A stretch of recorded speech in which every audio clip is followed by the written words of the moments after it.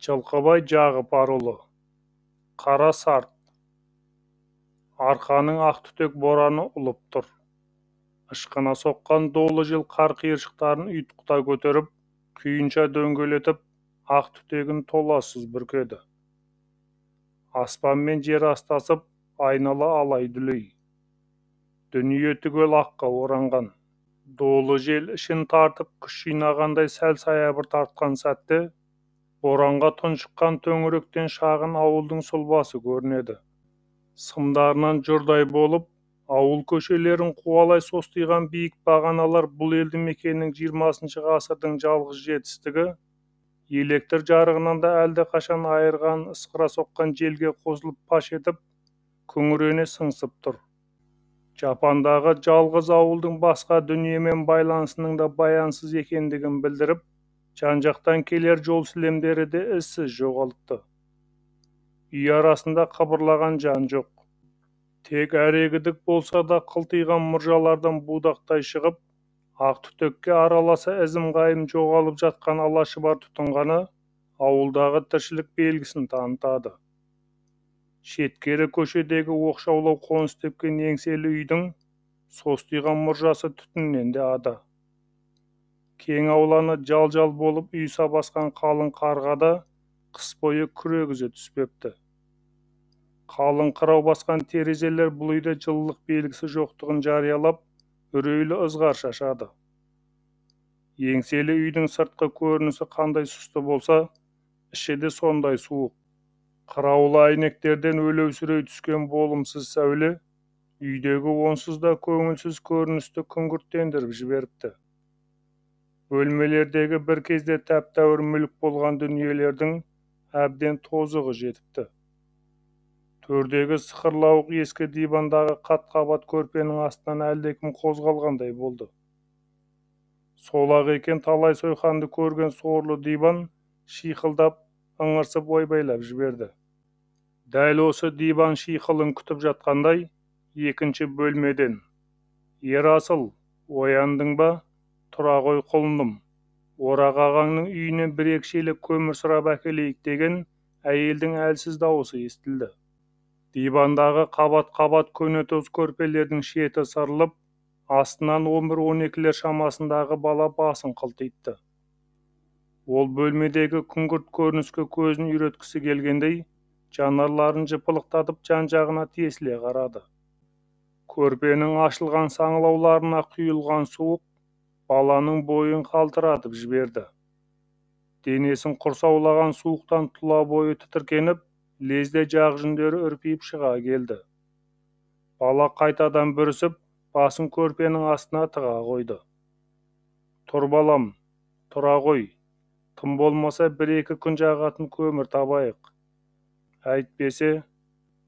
Белін түбіт шәлімен қымтай ораған жүде өңді жас әйел шықырлауық диванның жанына келіп, көмейіне кептелген сөзінің соңын айта алмай, күрк-күрк жөтелді. Ерасыл тағы да басын бүркенген көрпесін кейін ысырды. Төсегінің жанында жүрелеп отырған анасының аянышты сұлбасын көріп, амалсыздан орнынан тұрды. Азынаған суық үйдің бұрыш-бұрышын тінтіп, шашылған киімдерін жинады. От жағылмаған күйелеш пештің қуысынан табаны тесілген ескі пимасын алып, тісі-тісіне тимей қалтырап, қалың шылғауларын қабаттай орады. Кішірейсе де әлі өңін бере қоймаған, қысқы қалың палтосы мен шеттері қырқылған құлақ ұшының жүре киіп, қораға шықты. Кіреберіс босағада сүйеулі тұрған қолшанасын алып, сыртқы есікті ашты. Ұйтқи соққан боран кішкене баланың қойны қонышын тінткілеп, үйіріп ала жөнелді. Сыртқы есікті жапқан қарды анасы күреген болыпты. Бірақ төбеден сырғи соққан боран қайта жауып жатыр. Ауладан шығар жалғыз аяқ жолда әлде қашан басып қалған күртік қарды омбылай аттап көшеге шықты. Ақ қиыршықтарды жентектей үрлеген желге қарсы жүзін бұра алмай, құныстана сырт беріп, бір сәт тұрып қалды. "Ерасыл, қолыңды бер, бірге жүрейік." Мына бет қаратпас боранда ауыл үй арасында жүріп ақ, адасып кеткендер аз емес деп ентіге жеткен анасы оның қолын қыса ұстап жетелей жөнелді. Жарым сағат ақ боранмен алысқан ана мен бала ауыл шетіндегі қызыл кірпіштен өріліп салынған қос қабатты ғимаратқа келіп тірелді. Бұл осы ауылдың, яғни Құмкөл кеңшарының бұрынғы басшысы, бүгінде жекешелендірілген қожалықтың иесі, іскер азамат, кәсіпкер Орақтың былтыр ғана жазда тұрғызған коттеджі еді. Қаладан арнайы келген құрылыс бригадасы 4-5 айдың ішінде сыңғырлатып салып берген. Биік дуалмен қоршалған ауланың іші қарбалас қимылға толы екен. Бет-ауыздарын үрпиген сақал-мұрт басқан екі адам аулаға түнде түскен оппа қарды опыра күреп сыртқа тасып жүр. Соңғы жылдары Орақ қаланың үйсіз-күйсіз жүрген қаңғыбастарын әкеліп, қорасында құлғып ұстауды әдетке айналдырған. Жұмысқа жарамдысын кең аулада жеке тұрған темір торлы жатақ үйге паналатып, жарамсызын қайта апарып тастайтын. Мына аула тазалап жүрген сақалдылар сол Орақтың құны сұраусыз құлдары болатын. Қораның қалтарысындағы жаппаның ішінде Орақтың көп балдыздарының бірі қой сойып жатыр. Осы ауылдың жүзі таныс бір-екі келіншегі жазғы үйге тегене табақ тасып әлдене пісіріп әлек. Жылы үйдің бір құшақ буын алып керіле басып, бес биенің сабасындай Орақтың әйелі сыртқа шықты. Есік алдында состиып тұрған ана мен баланы байқамағансып, бірден жаппа ішіндегі бауырына тіл қатты. Бағлан, ана сойып жатқан қойыңның түсі қандай? Орекең саған ақ қой сойсын деген еді ғой, деді сыздана сөйлеп. Білем ғой апке, деп жаппа ішінен бауыры бұрқ етті. Ойбай-ай, Керім баламысың, қалай жүдеп кеткенсің? Құрсүлдерің ғана қалыпты ғой байғұс, деп, бұларды енді ғана байқағандай бері бұрылып, сылқым бәйбіше сыңғырлай күлді. Не кекеткені, не мүсіркегені белгісіз. Сәлемдескен түрі сол болды. Жұрттың бәрі Керімжан дейтін анасының аты Керім бала екенін алғаш естіген Ерасыл сұраулы пішінмен таңдана қарады. Сәлеметсіз бе тәте? Аздап сырқаттанып жүргенім, деп, Керім бала қысыла сөйлеп қыстыға жөнелді. Өзімен шамалас әйелді тәтелей жөнелген анасын түсінбеген Ерасыл одан сайын таңдана жалтақтады. Біздің Орекеңнің қай бір ісін түсініп болғандаймыз. Осындай боранда қаладан тағы да құрметті қонақтар шақырып қойыпты. Қадірлі кісілерге тартылатын бастың құйқасы аппақ болуы керек көрінеді. Түсі ақ қойдың ғана құйқасы аппақ болады ғой. Әйтпесе қос-қостан соғым сойған қыс ішінде қой сойып әуре боламыз ба, деді сылқым бәйбіше білгішсіне. Осы сәтте жықпыл-жықпыл қоралардың бірінен шолақ түрік тонын желбегей жамылған орта бойлы дембелше келген отағасы шықты. Орақ әйелі сияқты сызданбай, бірден бұлардың қасына келіп жылы шырай сәлемдесті. Охоу, кербез келіншек Керімжан да келіп қалған ба? Аман есенсіңдер ме? Ерасыл батыр, қалың қалай? Қайдағы кербездік Ореке? Әйтеуір шықпа жаным шықпа, мен жүріп жатырмыз ғой, деп, Керім Орақтың ойнақы сәлеміне жалынышты жауап қатты. Пәле деген, кермаралдай керіліп, ауылдың барлық жігіттерінің аузының суын құртқан Керімжанның сөзін қара. Маңдайымызға біткен жалғыз сұлуымызға сырттай қызығып жүргенде, Құмкөлдің барлық жігіттерінің санын соқтырып, өзіңді айып марқым қағып кетті емес пе? Шіркін, айыпта жігіттің төресі еді-ау. Орақ сөзін лепіре бастап, көңілсіздеу аяқтады. Амалым қанша, айыптан қапыда айырылып қалдым ғой, деп, Керім тағы да күрк-күрк жөтеліп, көзіне жас алды. Ой-бой, бұл не тұрыс? Сәлима, бұның не? Керімдерді боранның астында ұстап тұрғаның қалай? Жүр Керімжан, үйге кірейік, деді Орақ келіншектің көзіне жас алғанына өзі кінәлі болғандай қалбалақтап. Жоқ Ореке, рахмет. Үйде отқа жағатын бір түйір көмір қалмады. Мүмкін болса бір екшелек көмір алсақ деп едік. Алдыңғы күні ғана алмап па едіңдер? Біздің де көмір сарқылуға жақын деп, Сәлима жұлып алғандай Керімнің сөзін бөліп, шырпыр болды. Доғар Сәлима, алыңдар Керім, ала беріңдер. Бірақ мына қолшанамен тасыған көмір қайбір жартады деді де, орақ жаппада қой жәукемдеп жатқан балдызына қарай беттеді. Жоға деймін ау, көрші қолаңда осы үйдің көмірін жақпағаны кемде кем. Мына дағарадай үйді жылыту өзімізге де оңай болып жатқан жоқ. Түнеукүні әкелген бір камаз көмірдің де көбін ел жақты. Өзі де бітуге жақын. Таусыла сөйлеп соңынан ерген әйеліне жақтырмағандай, алая қарап орақ ызбарлана сөйледі. Бітсе тағы әкелеміз. Түстен кейін қонақтарды қарсы алу үшін трактормен жол ашамыз. Ертең Қайратты камазыммен қалаға жіберемін. Боранда қашанға дейін соғады. Ашылар. Бір қапқа толар-толмас көмірді шанаға салып, Керім алдынан тартып, Ерасыл соңынан итеріп сүйрей бастады. Қары тазаланған бетон төселген ауладан шананы шығару оңай болмады. Темір табан бетонға тиіп, шықыр-шықыр етті. Керім бала барлық күшін сала ышқына тартқанда, аяғы тайып етпеттей құлады. Жалма-жан анасын көтермекке ұмтылған Ерасылдың жыртық пимасынан қылтиып тұрған шұлғауы шананың темір табанына ілініп, шұбатылып шыға келді. Ол да сүрініп барып қалпақтай ұшты. Үйбай, мына сорлы екі шелек көмірді сүрей алмайтын көтерем болыпты ғой. Сылқ-сылқ күлген Сәлиманың кекесінде үні естілді. Шананың жібіне оралып тұра алмай тырбаңдап жатқан анасына қарап, Ерасылдың көзінен екі тамшы ыстық жас ытқып шықты. Әйеліне көзін алайта тағы бір жалт қарап, орақ құлап жатқан келіншекке қарай ұмтылды.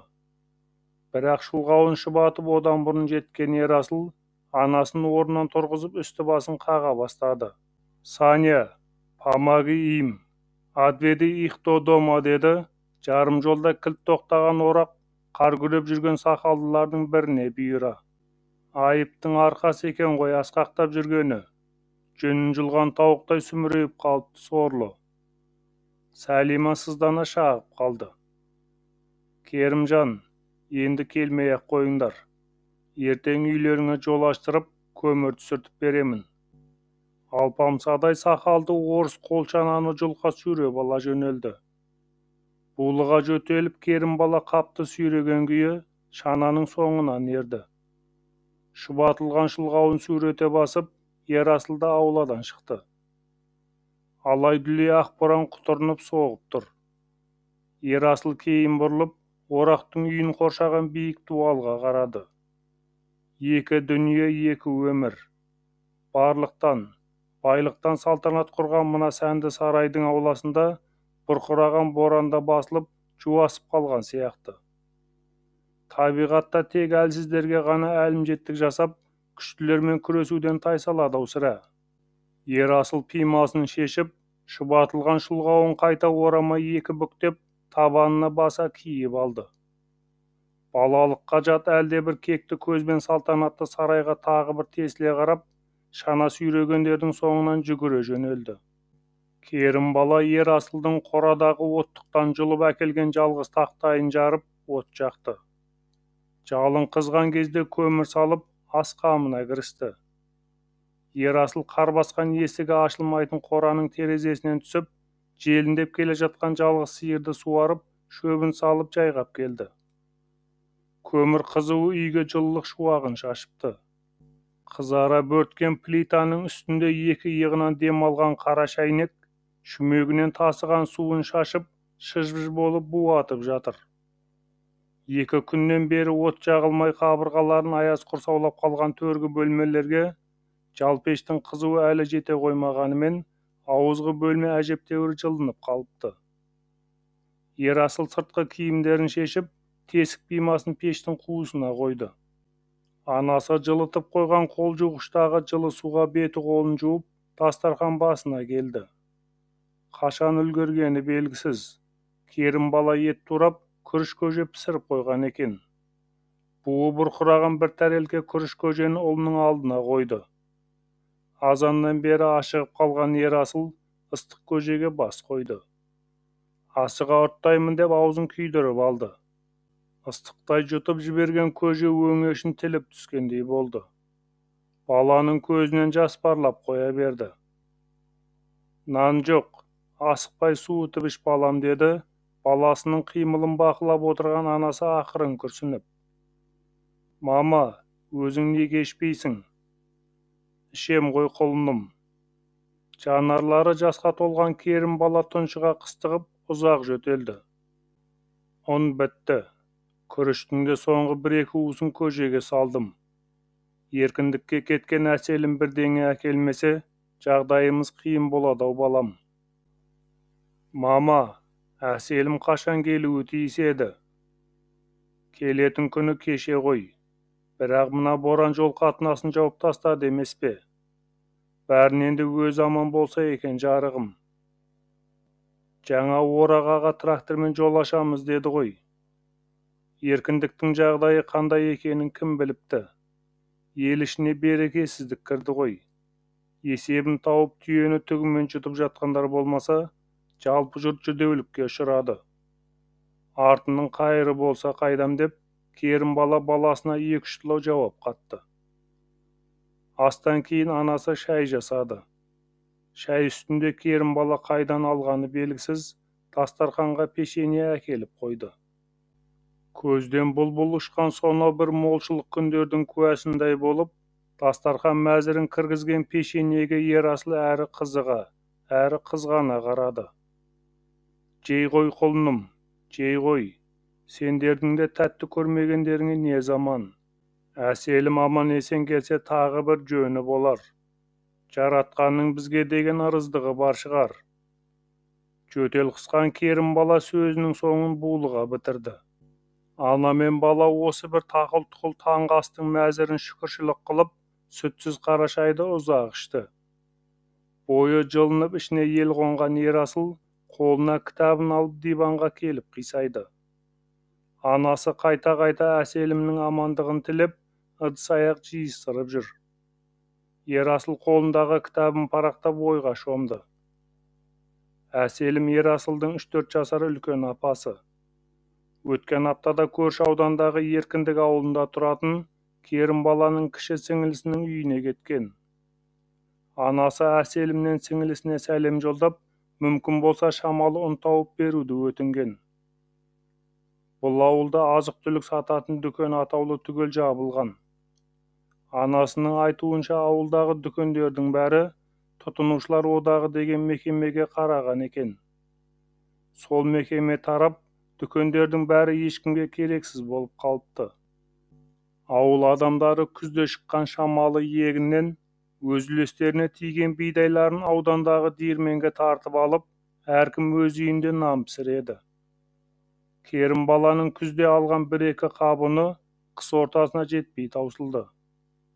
Әрине, әкесі тірі болса мұндай болмаған болар еді. Орақ уәдесінде тұрды.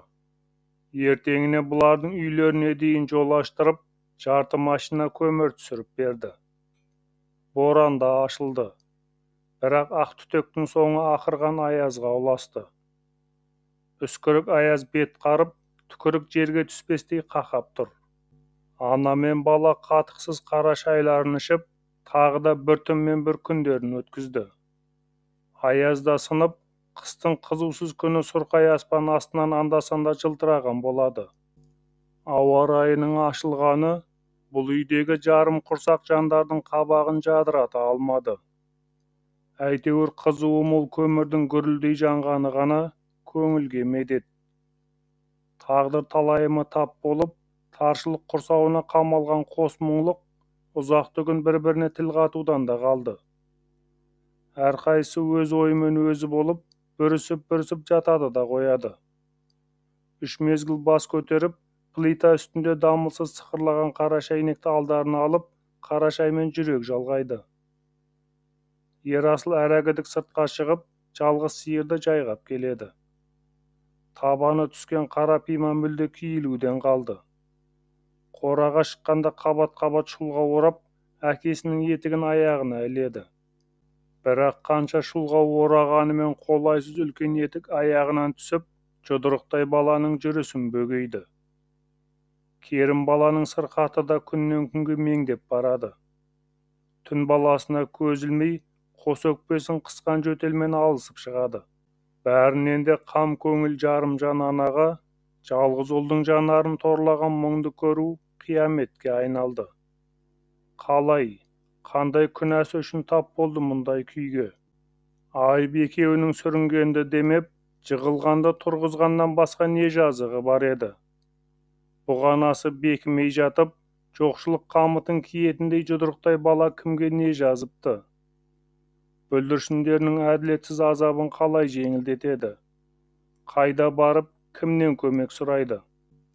Кешегі жер-жебіріне жетіп табалаған Сәлимама көмек беретін, айыптың көзін көрген орақ сырт айнала қоймас. Алайда Сәлиманың аярлығын көре тұрып, қалай аттамақ ол үйдің босағасын? Басқа бұл ауылда барымен бөлісер жанда қалған жоқ. Жұрттың өзі қысқа жібін күрмей алмай отырып, қайтып көмек бергендей.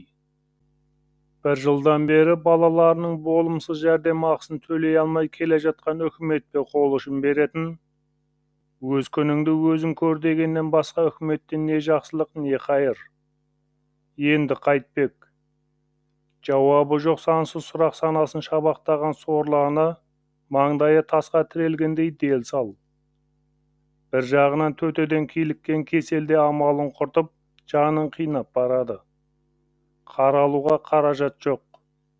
Бұл кеселден олай-бұлай болып кетсе, мына бүлдіршіндері не болмақ? Тығырыққа тірелген Керім бала шарасыздықтан екі көзіне ерік береді. Тек Ерасыл жақындағанда ғана, жас баланың жүрегін жасытпайын дегендей, көзден аққан жасын көрсетпей жүзін жасырады. Күн ұзақ жүйкелерін көңілсіз ой қажытқан ана мен бала тағы бір кешті батырды. Керім бала күркілдей жөтеліп жүріп ондық керосин шамды жақты. Қара көлеңке бөлмеге әжептәуір жарық жүгірді. Екеуі қара шайнекті ортаға алып кешкі шайларын ұрттай бергенде, аяз қысқан сықырлауық есікті сарнатып, үйге біреу кірді. Ана мен бала жалт қарап, босағада жол қоржынының салмағымен талдырмаш бойы бүгіліп тұрған Әселімді көрді. Олар ішіп отырған шайларын тастай салып, екі жақтан Әселімге жүгірді. Үшеуі мәре-сәре қауышып жатыр. Таласа тармаса Әселімнің сырт киімдерін шешіндіріп, дастархан басына оздырды. Бірін-бірі үшін шығарға жаны бөлек үшеуінің қауышу қуанышымен сұрқай тіршілікке сән кіріп, үйдің ішін жылылық жайлады. Алайда олардың қуанышы ұзаққа бармады. Әселім еркіндіктегі жақындарының ауыр тұрмысын айтып, өрекпіген көңілдерді су сепкендей басты. Үйелмелі, сүйелмелі 4-5 баласы бар Айбалта мен Тұраштың да тұрмыстары тұралауға жақын қалыпты. Тұраш бағатын ортаның малында тігерге тұяқ қалдырмай, бартерге әкетіпті. Ол да жұмыссыз қалған көрінеді. Қолдағы бірді-екілі малдарына қарап, жан бағып отырған жайлары бар. Бары барымталанып, малы бартерге айдалып, тақырға отырған шалғайдағы шағын қазақ ауылы адамның да, Алланың да тізімінен шыққан сыңайлы. Ол ауылға айлап атызын ешкім салмайды екен. Әселімнің де уәделі күннен кешіккені сол жол қатынасының жоқтығынан болыпты. Осыдан 2 күн бұрын сол ауылда қайтыс болған бір қарттың қазасына жиналған жұртқа ілесіп, ауданға келіпті. Бүгін ауданнан осында келген кездейсоқ көлікпен жеткені осы екен. Жомарт қолын жоқшылық байлаған Айбалта сіңілісін құр қол жібере алмай, аздаған ақшамен бір пұттан артық арпаның жармауын беріп жіберіпті. Өздерінің де күн көріп отырғаны осы болғандықтан бидай ұнын бере алмапты. Керім бала Әселімнің әкелген жармасын елей бастады. Бірақ тартылуы нашар жарма кебегі ұн болып жарытпады. Жарты сағат елегенде алған қос уыс ұннан илеп, үшеуінің жүрек жалғауына жетерлік бір табан нанға зорға жеткізді. Басқа амалы қалмаған Керім бала 2 күннен кейін үйдегі барлық ақшаны Әселімнің қолына ұстатып, Ерасыл екеуін қалаға қатынайтын Қайраттың камазына отырғызып, Ақмолаға аттандырды. Сырқат меңдеген өзінің жол жүруге жағдайы келмейтін болды. Қалада Айыптың Жан дегенде жалғыз туысы, қарт апасы тұратын. Bir көмек жасаса Қазина апай ғана жасамақ. Керімбала оның Айыптың балалары үшін қолынан келгенін аямайтынына кәміл сенетін. Қарт адамның қолынан келері де шамалы ғой, бірақ басқа амалы қалмады. Жас қыз жалғыз жүрмесін деп қасына Ерасылды қосты. Қолдарындағы ақшаға базардан жеткенінше азық-түлік алуды тапсырды. Әселімнің қолына ауылдың дәрігері жазып берген қағазды ұстатып, егер мүмкін болса өзіне дәрі-дәрмек ала келуін сұрады. Жүргізуші Қайратқа қайта-қайта жалынып, қайтарда балаларын тастамай ала келуін өтінді. Ауылдан асфальт жолға дейінгі 10 шақырым жерді 1 сағаттан артық қидалаған КамАЗ тақтайдай трассаға шыққаннан кейін жер апшысын қуырып жіберді. Қылтанақтай қары жоқ күре жолмен тоқтаусыз жүйткіген жүрдек жүк машинасы 2 сағаттың шамасында 100 шақырым қашықтықтағы облыс орталығына жетті. Қала қайнаған тіршілік құшағына енген. Жаңа жыл мерекесінің өткеніне аптадан асса да, қала көшелеріндегі қызыл-жасылды мерекелік шамдар самаладай жарқырап тұр. Әр жерде сән салтанатымен безендірілген жаңа жылдық шыршаларда меймандалап көз тартады. Орталық көшелерді қиып өткен Қайрат, қалалық базардың маңайындағы жапырлаған жатаған үйлердің арасына келіп кілт тоқтады. Гастелло көшесі осы. Бұдан әрі машинамен бара алмаймын. Үйдің нөмірін білуші ме едіңдер, деді Қайрат, жылы кабинада бір-біріне бұйыға тығылып отырған бұларға қарап. Білеміз. Әне анау тұрған көк қақпалы үй, деді Әселім машинадан түсуге ыңғайланып. Үйді де біледі екенсіңдер ғой. Онда кешке қарай сағат 5-ке жетпей мені ана көк қақпаның түбінен күтіңдер, деп Қайрат КамАЗын күжілдетіп жүріп кетті. Әселім Ерасылды қолынан жетелеп, жартылай ашық қақпадан өтіп, қызыл шатырлы үйдің сыртқы есігін қақты. Ашық. Бұл кім, деп үйден жеңіл халат киген жас келіншек шықты. Ол балаларға біраз үнсіз қарап тұрды да, апа, туғандарыңыз келді. Апа, Ерасыл мен Әселім келді, деп даурыға айқайлап жіберді. О, не дейді? Ішкі бөлмеден шұбатылған көйлегіне сүріне қабына ұмтылған ақ жаулықты қарт көрінді. Қарт ана босақ адам бері өтіп, үрпиіп тұрған 2 баланы бас салып, дауыс қыла жөнелді. Қанатымды қайырып, көкірегімді айырып, арманда кеткен айыбым. Жалғызымның көзі. Айыбымның артында қалған тұяғы. Барсыңдар ма, құлындарым? Қарт ана Әселім мен Ерасылды қос қолымен құшақтап, дауыс қылып ұзақ жылады. Келінінің қайта-қайта қой-қойлауымен зорға тоқтап өксігін басты. 2 баланы беттерінен алма-кезек сүйіп, сыртқы киімдерін шешіндіріп, оты маздап тұрған пештің жанындағы үлкен биік столдың төріне отырғызды. Қазина апайдың келіні де енесінің қуанышына ортақ екендігін жадыраған жүзімен ұқтырып, дереу дастархан жайып шай қамына кірісті. Енесі мен келіні қолда барларын дастарханға төгіп, 2 баланың алдында бәйек болды. Бұл үйге тосырқай келген балалар туыстарының шынайы ықыласына марқайып, алдарындағы дәмді қысылмай алды. Шайдан кейін Қазина екеуін ішкі бөлмеге кіргізіп алып, туыстарының жай-жапсарына қанықты. Қайта-қайта сұрақ қойып, Әселімнің айтқандарын көзінің жасын көлдете отырып тыңдады. Кәрі көзден аққан жасты жаулығының шетімен сүртіп, күрсіне өксік атады. Қайтейін, құлындарым-ай, мына заманы түскір тағы да тарылып кетті ғой. Енді жеттім, енді жетілдім деп келе жатқанда, тағы да 2 өкпеден қысып жіберді. Халық етек жеңді енді жинап тойына бастап еді. Қайта құру деген бәлесі шықты. Одан қалды ода қыдырап, ортақ игілік талан-таражға түсіп, елді тағы да тұралатып кетті.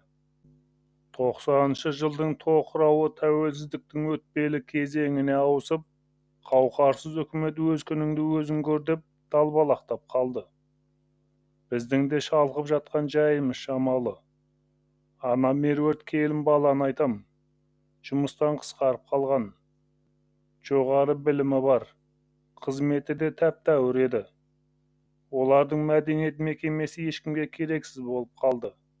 Жалғыз ұлдың да, ағаларың Мұратты айтам, жұмыс істейтін зауыты күзден бері тоқтап тұр.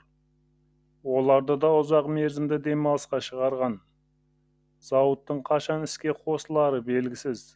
Күнара барып белгі соқтырып, тиесілі 2-3 бөлке нанын алып келеді. Зауыт қыс бойы жұмысшыларына ақшаның орнына күніне 2 бөлке өлшемді нан ғана береді деп, қартана қаладағылардың да шашыдектен келетін қиындығын тоқтаусыз баяндап кетті. Осы бір үйлі жан менің алатын азғантай зейнетақыма қарап отыр. Әйтеуір қалада бір ай кешіктірсе де зейнетақымызды үзбей беріп келеді. Ол болмаса, шиеттей балалар мен мыналардың да қалай күн көрерін бір Құдайдың өзі білсін. Қартана көкірегін қарсы айыра тағы да уқылеп, ауызғы үйдегі келініне дауыстады. Меруерт-ау, әлгі Мұраттар қашан келуші еді? Кешікпей келіп қалар апа. Ағаларың әлгінде 3 баласын ертіп, жаңа жылға құрған шыршаның жанында сырғанақ тебеміз деп кеткен. Келіп қалар. Сол ұл келген соң бірдеңе қарастырармыз. 2-3 күнде менің зейнетақымда келіп қалады. Апа, біз кешке келген көлігімізбен қайтамыз деп, Әселім оның сөзін бұзды. Қой құлыным, қайтқаны несі? 3-4 күн жатып аунап қунаңдар. Меруертжан қаланы арылатып қыдыртады. Мен де біраз мауқымды басайын.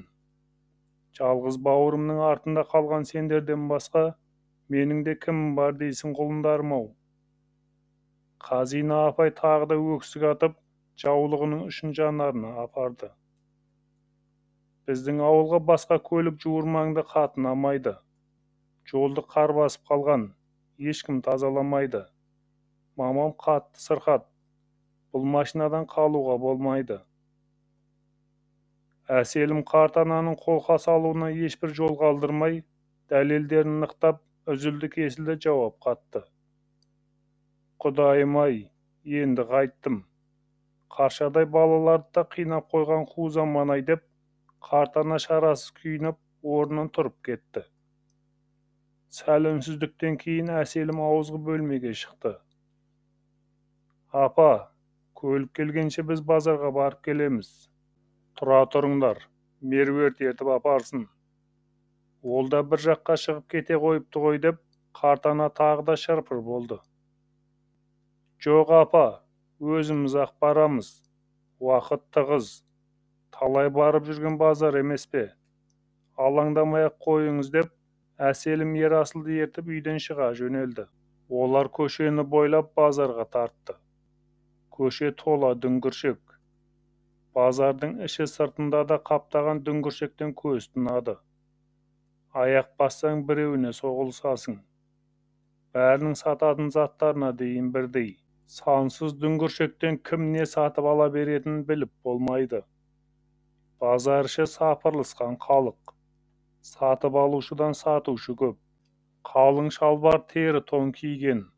Қап-қара болып тотыққан қыз келіншектер өзегіңді жұлып алардай өзеуреп, алдына жайып салған затын саудалайды.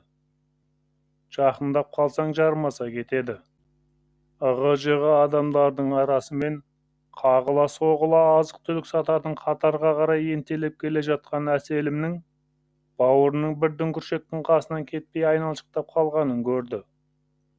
Амалсыз кейін бұрылып оның жанына келді. Әселім, ананы қара, сникерс деді Ерасыл көзі жайнап, апасына дүңгіршектің терезелерін түртіп көрсетіп. Сол сәтте Ерасылдың ойына көрші тұратын досы Саматтың өткен күзде қалаға барып келгенде аузына суы құрып айтқан әңгімесі оралған еді.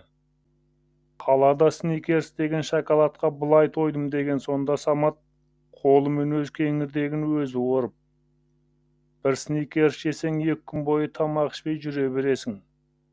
Ал 2 сникерсің болса, бір жұма нәр татпауға болады. Ашықпайсың. Әрине, Ерасыл үнемі асыра сөйлейтін Саматтың айтқандарына толық сенген жоқ. Бірақ осы бір сникерс шоколадының дәмін татып көруді армандаушы еді. Біреуін алайықшы. Ерасыл апасына жалына тіл қатты.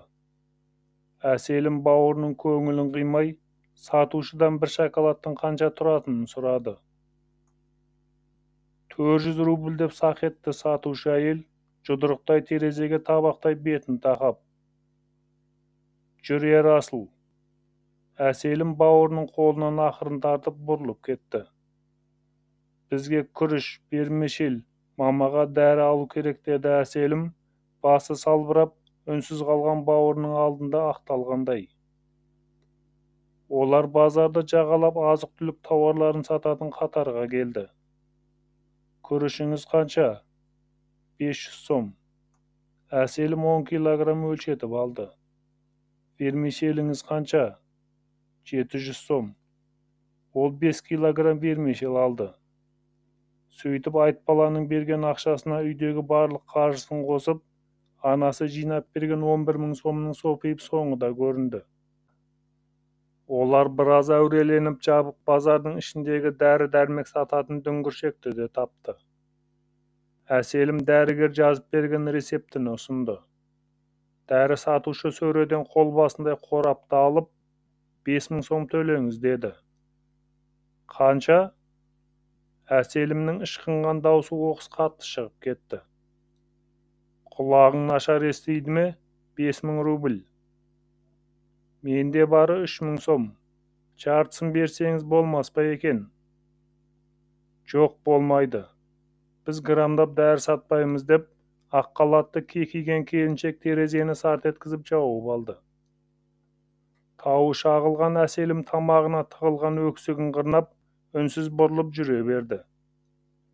Базардан шыға берер ауыздағы бір дүңгіршектің алдына келіп, бәрібір дәріге жетпейді деп, бір сникерс шоколадын алып Ерасылға ұсынды.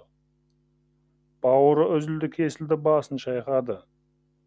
Апасы қанша жалынса да, Ерасыл шоколадты алмай қойды. Тіпті бұрылып назар да салмады. Жарайды, жолда жерсің деп Әселім оны қалтасына сала салды. Бұлар үйге келгенде Мұраттың Сырғанақтан келген балалары жамырай алдарынан шықты. Аға жеңгелері тағы да бір жаққа кетіпті.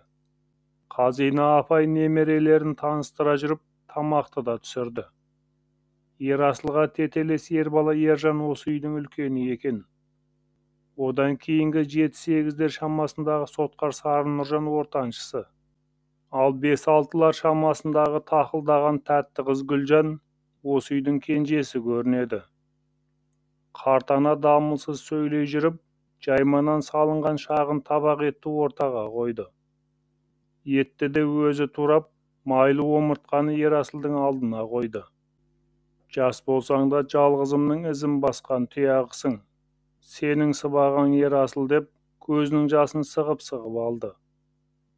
Балапандарын қорғалаған аналық қаздай, дастарханды қаумалай отырған балалардың барлығына мейірімін төгіп, бәйек болған қартананың қамқорлығымен алдындағы астарын жеп бола бергенде, шанаға салған бір қабынды суретіп Мұрат келді. Ол нағашы қарындасымен інісінің бетінен сүйіп, қысқа ғана амандық сұрасты. Меруерт қайда кетті тағы деді қартана. 2 күннің нанын алды Меруертті заводқа жібердім. Ол кеткелі біраз болды. Келіп қалар деп Мұрат қолын жуып дастарханға отырды. Сол сәтте сыртта гүжілдеген машинаның дауысы шықты. Машина келді де Ерасыл мен Әселім орындарынан ұшып тұрды. Асықпаңдар, мен шоферді дәмге шақырайын деп Мұрат есікке беттеді. Сөйткенше болмай сәлем беріп үйге Қайраттың өзі де кірді. Жақсы келдің балам, жоғары шық, дастарханға кел. Мына етті мен ыстайын деді Қазина апай қалбалақтап жүгіріп. Әуре болмаңыз апа, мен тамақ ішіп келдім. Bir kese шай құйсаңыз болды. Қайрат салдыраған мінезіне сай дабырлай сөйлеп, қолын шайды да төрге озды. Әселім, тезірек жиналыңдар, жүріп кетейік, уақытты қыз. Жол жаман апа, қыс ауасында түнге қалу қауіпті. Әрине балам, Құдай өзі сақтасын. Сақтансаң сақ боласың деген емес пе? Байқағандарың дұрыс. Қартана сөйлей жүріп Әселімнің сөмкесіне бірдеңелерді тыққыштап әлек. Сәлден кейін үйдегілердің бәрі шұбырып сыртқа беттеді. Мұрат пен Қайрат бір қабынды машинаға салды. Қазина апайдың құшағынан зорға босаған Әселім мен Ерасылда үй ішімен қоштасып кабинаға отырды. Осы сәтте ентіге жеткен Меруерт қолындағы 4 бөлке нанды кабинадағы балалардың алдына қойды. Ағаларының жұмысынан алатын 2 күндік үлесі осы деді. КамАЗ гүжілдей дүрілдеп орнынан қозғалды. Сол сәтте Ерасыл Әселімге жалт қарап, сникерс қайда деп оқыстау ұстады. Әселімнің үнсіз ұсынған шоколадын алып, сәл тоқтаңызшы деді Қайратқа қиыла. Қайрат шұғыл тежегішті басты. Ерасыл кабинадан қарғып түсіп жартылай ашық қақпадан сығалап, бұларға қол бұлғап тұрған кішкентай Гүлжанның қолына шоколадын ұстата салып, бөгелмей қайтадан машинаға мінді. Гүжілдеген КамАЗ қаладан шығатын көшені бойлап ұзай берді. Бір-біріне ұқсас қыстың көңілсіз күндері жалғасып жатыр. Сырқаты асқынған Керім бала жиі-жиі төсек тартып жатып қалады. Мектептен келген Ерасыл шайын ішіп, күндегі дағдысымен терезенің алдына келіп, қар жамылған көшеге қарап үнсіз отырды. Кенет түнеугүні көмір түсіргенде, орақ тазалатқан жолдың қырбық қарын бұрқырата тіліп, осылай қарай беттеген машинаны көрді. Ерасыл ойын жинап үлгергенше болған жоқ. Уазға ұқсас шетелдік машина осы үйдің қатарына келіп кілт тоқтады. Машинаның алдыңғы жағынан ұзын бойлы еңгезердей біреу түсіп, артқы есікті ашты. Ашылған есіктен үстіндегі тонның ұзындығы тобығына жететін тағы бір үлкен адам көрінді. Олар жан-жақтарына қарап біраз тұрды да, тура Айыптың үйінің ауласына кірді. Апа, шетелдік машина мінген біреулер біздің үйге кіріп келе жатыр. Ерасыл есі шыға айқайлап шешесі жатқан бөлменің есігін ашты. Ақырын балам, қайдағы кісі, кім келуші еді? Рас айтам апа, олар біздің аулаға келіп кірді деп, Ерасыл анасының сөзін аяқтатпай, дегбірсіздене жөнелді. Олар кімдер болды деп Керім бала демеге сөйлеп амалсыз басын көтерді. Ерасыл ауызғы бөлмеге ұмтыла бергенде, бейтаныс адамдар үйге кірді. Ол қарсы жүріп келген қонақтармен қол беріп амандасты. Амансың ба балам? Айыптың үйі осы болар деді ұзын тонды бейтаныс кісі. Ерасыл басын изеді.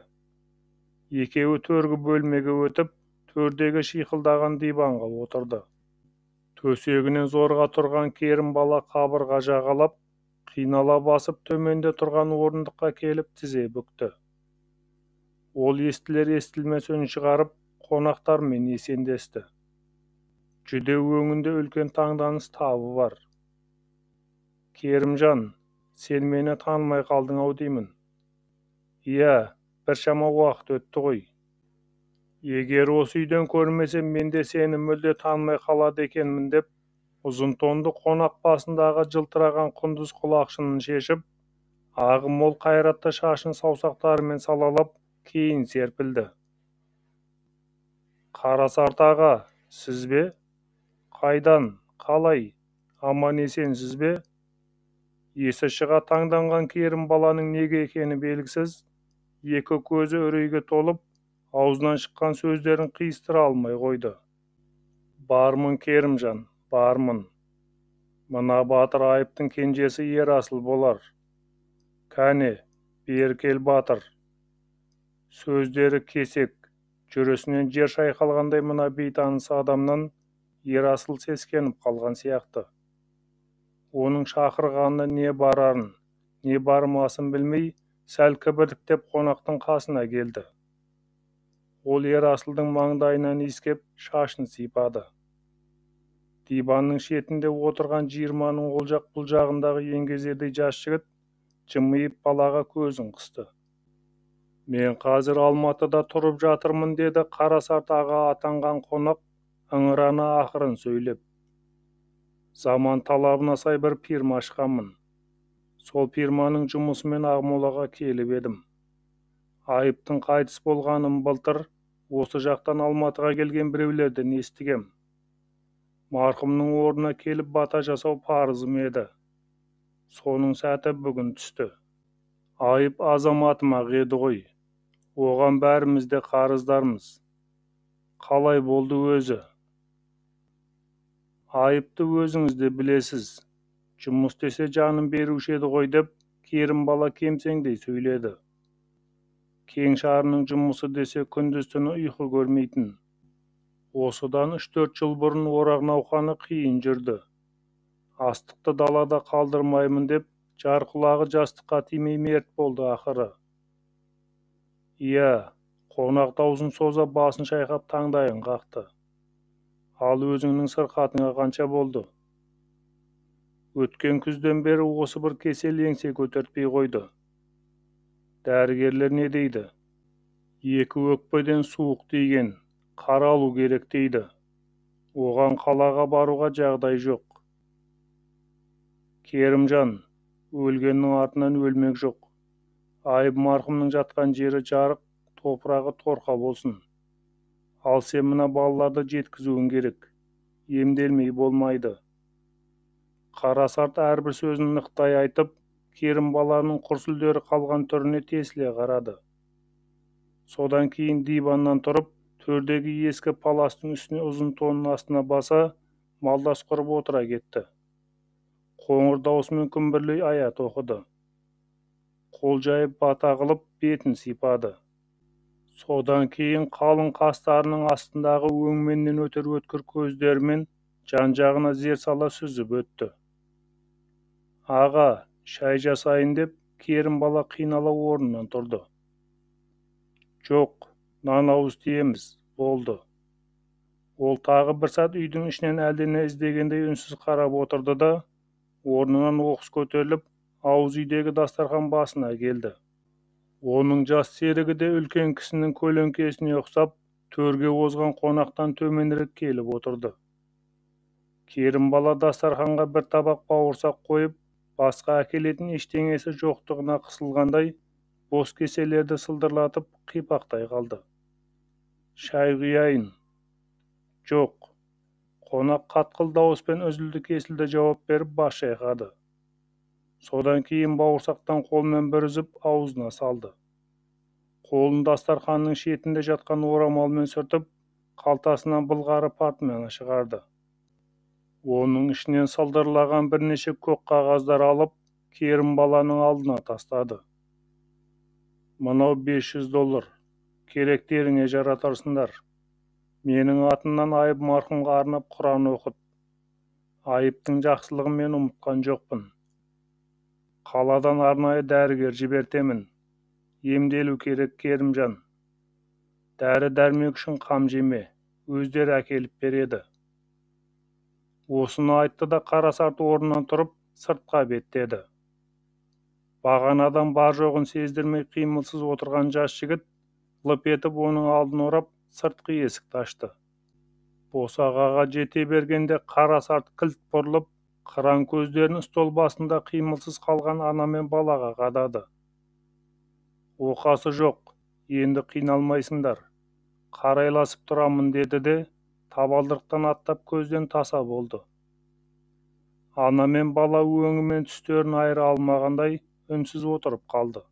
Сәлден кейін Ерасыл есіне әлдене түскендей терезеге жүгірді. Олар мінген шетелдік машина көзден ғайып болыпты. Тек қалың қарды қарсы айыра жүріп өткен ізі ғана қалыпты. Келесі бөлім. Краснояр өлкесінің шолақ жазы шолтаң ете түсті. Сібірдің қара суығы мен қар аралас жаңбыры кезек алмасқан қатал күзі қыркүйек айының басында-ақ салтанат құрды. Түнімен ышқына соққан сұрапыл дауылдың соңы селдете құйған жаңбырға ұласты. Анда-санда жаңбыр саябыр тауып, терістіктен соққан желмен бірге жалпалақтап қар ұшқындайды. Таң әлде қашан атса да, жер бауырлай төңіректі түгел құрсаулаған қорғасын бұлт еңсені езіп, айналаны қара көлеңкелендіріп жіберді. Шетсіз шексіз ну орман ішіндегі кең алаңқайдағы айналасын ат шаптырым биік дуалмен қоршап, тікен сыммен құрсаулаған қатаң тәртіптегі еңбекпен түзеу лагерінің іші азан-қазан. Қарғы бауларын жұлқып қылғына шабаланған бір-бір қасқыр төбеттерін жетелеген қарауылдар, сұрқай киінген сүреңсіз тұтқындарды қаумалай қоршап, сапқа тұрғызып түгендеп жатыр. Тексеріс аяқталғаннан кейін, төрт-төрттен қатарласа сап құрған 100 қаралы тұтқынды лагерден шығарып, шекше созылып, қалың орманға сұғына кіретін қара жолмен айдай жөнелді. Жол деген аты болмаса ми батпақ. Құнарлы жердің қара топырағы жауынмен езіліп, адамдардың аяғымен тапталып, қоймалжың лайға айналған. Аяқ басқан сайын былш-былш етеді. Тұтқындардың етіктеріне жабысқан зіл батпақ адымдарын аштырмайды. Бір сағаттан артық ілбіген тұтқындар сапы, ит тұмсығы батпайтын орман арасындағы ағаштан тазартылған алаңқайға салынған жылжымалы пилорамға жетті.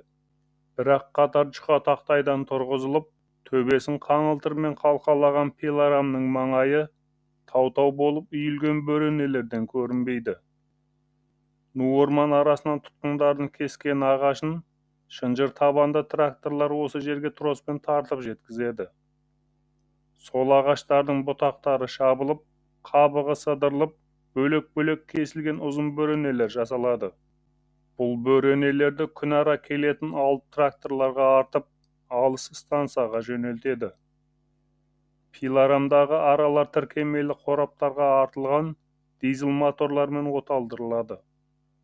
Кейде осы жерде тақтай да дайындайды. Бірақ негізінен бөренелер жөнелтіледі. Мұнда келген соң тұтқындар екіге бөлінді. Басым көпшілігі тұтқындардың өз ішінен тағайындалған бугор, бригадир орынбасарлардың басшылығымен ит жетектеген қарауылдардың бақылауымен орманға бойлай кіріп, ағаш кесуге кетті. Енді бір бөлегі пилорам басындағы кесілген ағаштардан бөренелер дайындауға кірісті. Аргун, сен балтаңды маған тапсырды, ана Сырнайдың ондығына барып, бөренелерді қалас деді. Тұтқындар арасында шәні шатанған егделеу бугор, ағаштардың бұтағын шауып жүрген сұңғақ бойлы, қара торы жас жігіттің жанына келіп. Әйтпесе онда ата бастаған блатнойлар көп. Лагердің жазылмаған заңы бойынша, қылмыс әлемінде жетістіктерімен танылған беделділер жан қинап жұмыс істемейді. Олардың дені лагер кеңесінің сход мүшелері саналады. Беделділер тек паханға ғана бағынады. Жылдар бойы жазылмаған осы заңға мойын ұсынатын тұтқындарда оларға қарсы келе бермейді. Аргун атанған жігіт балтасын үнсіз бугорға ұстатып, тау-тау бөренелер үйілген жаққа беттеді. Сібірдің сансыз лагерлерінде 8 жыл жалынды жастық өмірін өткізіп келе жатқан Аргун, Арғынбек көп жасарып, тікенек сым ішіндегі тәртібі қатал тұтқын өмірінің қыры мен сырын біліп алған. Лагер тәртібінде, тұтқындардың жазылмаған заңдарында берік ұстап, жүктелген жұмысын жалықпай атқаратын бір тоға жігітке беделділер мен белсенділерді көп соқтыға бермейді. Көзге түсіп бедел жинауға тырыспайтын, бірақ өзін өзі қорғай алатын бұл тұтқыннан лагердің жандай шаптары да, шестерка, және салпан құлақтары да, стукашта именеді. Аргун бөренелерді текшелеп жатқан Сырнайдың тобына келді. Шындығында да осы міндет жүктелген 10 адамның 4-5-еуі ғана жұмысқа кірісіпті. Қалғандары әріректе маздай жанған отты қоршап, алқа қотан жайғасыпты. Әй Аргун, сені шаныш жіберді ма? Дұрыс-ақ, жұмысты қыздырып жібер. Ана сүмелектер бүгін тағы жоспар орындай алмайтын сияқты. Тупта жазу үшін де бірдеңе болу керек қой деп, отырғандардың арасынан сырнай атанған сырықтай омбасы дауыстай сөйлеп қарқылдай күлді. Жас жігіт жауап қатпастан жұмысқа кірісіп кетті. Бірнеше сағат бел жазбай бөрене текшелеген олар, шың-шың етіп бір-біріне соғылған темір тарсылынан кейін ғана пилорамға қарай үдере жүгірген жұртқа ілесті. Түскі ас келгенде бақылаушылар ағашқа байланған рельсті темірмен ұрып осылай хабар беретін. Асханада кезекшілікте жүрген тұтқындар күзетпен жаяу арқалап әкелетін капуста көжемен бұламық ботқа әлде қашан суып қалыпты. Ашыққан тұтқындар өздеріне тиесілі тамақты суықта болса да талғамай опырып жатыр. Аргун да өзіне тиген үлесін алып, үйілген бөренелердің ығына келіп отырды. Бірен-саран картоп түйірлері бар капуста көжені ағаш қасықпен аузына апара бергені сол еді, бөренелердің қалтарысынан әлдекімдердің күбірлеген дауысын естіді. Түскі тамақтан кейін ол пұсырман ана қалтарыстағы үйілген бөренелердің қуысындағы үйреншікті қуысына кіріп ұйықтайды. Жандай шаптары да әр жерде жағалай қалғиды. Сен ақырын бұғып барасың да, мен белгі берген кезде бөренелерге тіреуіш қылып қаққан қазықты суырып аласың, деді гүрілдей сыбырлаған бейтаныс біреу. Қазық суырылмай қалса қайтем, деді екінші баланың даусына ұқсаған үн тұншыға көбірлеп. Бұл дауысты Аргун жазбай таныды. Ол тұтқындар арасында гильза атанған, лагер беделділерінің нәпсі құмарлығын қандыратын әдеміше келген жас жігіт болатын. Бұл қыстекеннің қызметін пайдаланбаған беделді мен белсенді осы зонада кемде-кем шығар. Әй миғұла, қазықты алдын ала босатып қояды дедім емес пе? Гүрілдеген бейтаныс дауысты Аргун тағы да тани алмады. Олардың кімге қастандық жасағалы тұрғанын да түсіне алмады. Пұсырман деген сөздеріне қарап, әлде бір күдікті ойларға да ерік берді. Атаның адамдары сезіп қойса қайтем? Сезбейді. Басында байқап қалмаса болды. Үкім орындалғаннан кейін басшыларынан айырылса олар табанымды жалайтын болады. Бөренелер құламай қалса ше? Әй сен, бүйтсе-сөйтсе деп сұңқылдама. Бұйрықты орындай алмасаң, артыңды қойып басың кетеді гильза. Жаныңды сала тырыс. Ұқтың ба? Бар. Олар бөрене қалтарысынан бір-бірлей шығып, ақырын жылыстап ұзап кетті. Сақтықпен сығалап соңдарынан қараған Аргун, күжілдек дауыстың иесі Яша атты сотқар сары екенін таныды. Бұлар Аюдың адамдары. Олардың ата деген лақап аты бар, Атақан Гиреевке қастандық жасағалы жүргенін де түсінді. Гиреев қылмыс әлемінің белгілі беделділерінің бірі. Қоңқақ мұрын қасқабас бұл беделдінің әлде шешен, әлде әдігей, әлде балқар екені белгісіз. Әйтеуір Аргун оның Кавказдағы шағын, мұсылман тау халықтарының бірінің өкілі екенін біледі. Оның бұл лагерге келгеніне де көп болған жоқ. Солай бола тұрса да, аз уақыттың ішінде мұндағыларды беделімен басып, қабағымен ықтырып алды. Лагердің бұрынғы паханы жазда бостандыққа шыққан. Білгіштердің айтуынша, қылмыс әлемінің беделділері атаны осы лагерге пахан етіп сайлау үшін мұнда әдейі жіберген деседі.